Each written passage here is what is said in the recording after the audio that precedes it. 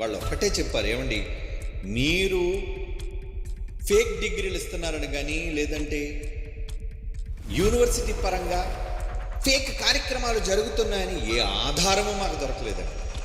అధికారులు నాతో డైరెక్ట్గా చెప్పిన మాట, అధికారులు డైరెక్ట్గా నాతో చెప్పిన మాట, అది లిఖితపూర్వకంగా వస్తుంది, చూద్దరు కానీ. ఏమంటే రైట్ టు ఇన్ఫర్మేషన్ యాక్ట్ ఉంది కదా, ఆ కాగితం వస్తుంది, మీకు పబ్లిష్ చేస్తాను, చూసి కలగదుకోండి. మనది ఫేక్ యూనివర్సిటీ అని ఏమండి యూజీసీలో ఉన్న మతోన్మాదులైన వాళ్ళు, దాని గురించి చాలాసార్లు వివరణ కూడా చెప్పాను.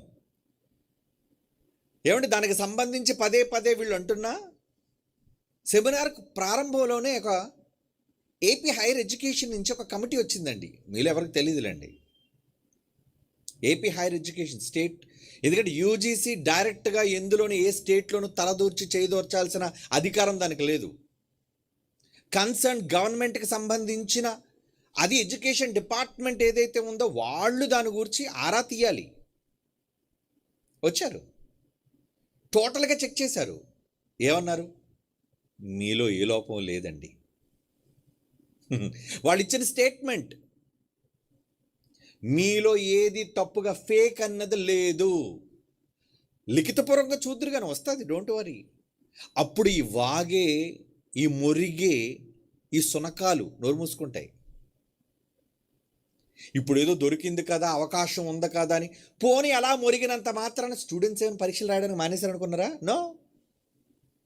ప్రజలు రాయడం మానేశారా? నో. సంఘం గురించి అపవాదులు పెట్టినా మాట్లాడినా ప్రజలు రాయడం మానేశారా? No. All bumper hit, all super success. అంటే అర్థం ఏంటి? వీళ్ళు అనే కొద్దీ ఇంకా ఏమవుతుంది, నెగిటివ్ పబ్లిసిటీ ద్వారా కూడా ఇంకెక్కువైపోయిందండి.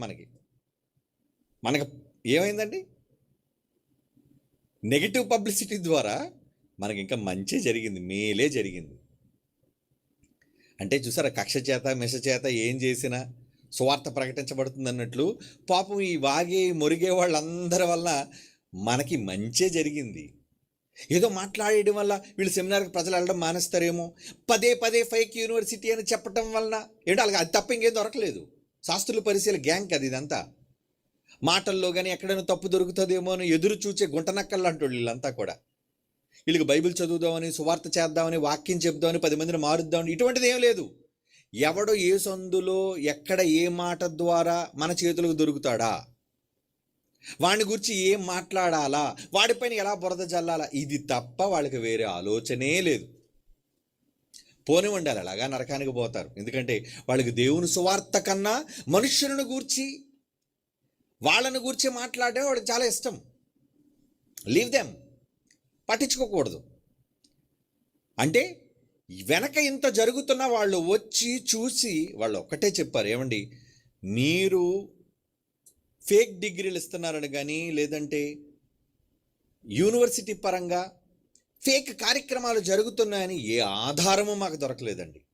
అధికారులు నాతో డైరెక్ట్గా చెప్పిన మాట, అధికారులు డైరెక్ట్గా నాతో చెప్పిన మాట, అది లిఖితపూర్వకంగా వస్తుంది, చూద్దరు కానీ. ఏమంటే రైట్ టు ఇన్ఫర్మేషన్ యాక్ట్ ఉంది కదా, ఆ కాగితం వస్తుంది, మీకు పబ్లిష్ చేస్తాం, చూసి కళ్ళగద్దుకోండి. అద్దుకుందరు కానీ పూజ కూడా చేయండి దానికి, ఓకేనా? ఏదో పాపం వాళ్ళ తాపత్రయం, ఏదో వాళ్ళ తపన, ఏదో అనేసి ఏదో బురద జల్లేయాలని. ఏమండి బురద జల్లాలి అంటే ఆడు ఎందులో ఉన్నాడనమాట, బురదలో ఉన్నాడనమాట, అంతే కదా. బురదలో సహజంగా తిరిగేవేవి, పందే. ఏమండి బైబిల్ చెప్పింది ఏంటంటే పంది బురదలోనే ఉంటుందట. ఏమండి కనుక ఈ పందులన్నీ బురదలో ఉండి మన మీద బురదలు జల్లుతున్నాయి. జల్లండి రా పందులారా, జల్లండి. ఈ పందుల వల్ల, ఈ మురిగే కుక్కల వల్ల క్రైస్ట్ చర్చ్కి కానీ బిఓయోకి కానీ ఏమీ జరిగేది, ఒరిగేది, తరిగేది ఏమీ లేదు. ఈ మాట ఇప్పుడే కాదు, ఎప్పటి నుంచో అంటున్నాం.